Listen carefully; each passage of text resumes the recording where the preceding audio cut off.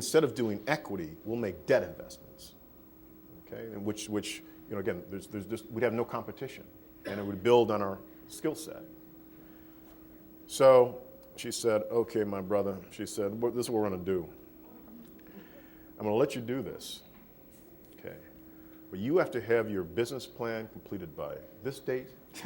You have to have your investors identified by this date, and you got to close and fund this company by this date.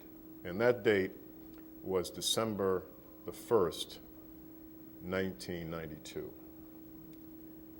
And I wrote my business plan, I identified a series of investors, and I closed the company's investment on December the 2nd, wow. 1992. Wow. Okay, see, so when a brother's motivated, and got a good sister behind him, right. You can do one, you can move mountains, right.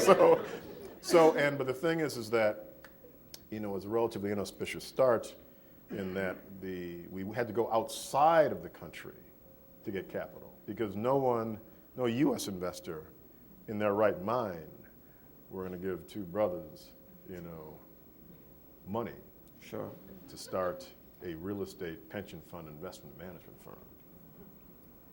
But there was a British firm that had wanted to get into this space in the United States and saw us as a beautiful platform in which to do it. And they looked at us with colorblind eyes. So, but that's the good news. The bad news is that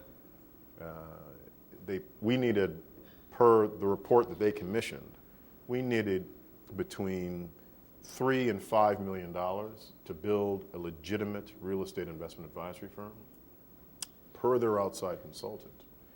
They had promised us $1 million, which, we would figure out a way to make that work, because we felt lucky. Mm-hmm. They only gave us, at the 11th hour, $100,000. But they still got 49% of the company. Ouch. Yeah. So we structured the transaction so that they ultimately had to commit $500,000, but to get their 49%. But basically, they got 49% of the company for $100,000. So that was our first kind of entrepreneurial lesson. But Daryl Carter, my friend, my high school buddy, and I, we didn't have any money. That was $100,000 more than we had. So we took it, and we bought cards, stationery. We got our brand identity. We would have given your next one brand identity, sure. And website development team. We needed it back there, or her back then.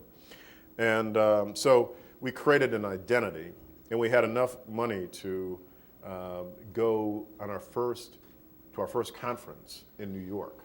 That $100,000 got us to a place where we got our first client. Gotcha. And then once we got our first client, we went back to Chesterton, asked for some more money, blah, blah, blah, and so forth and so on. We later, 5 years later, bought them out for $4 million.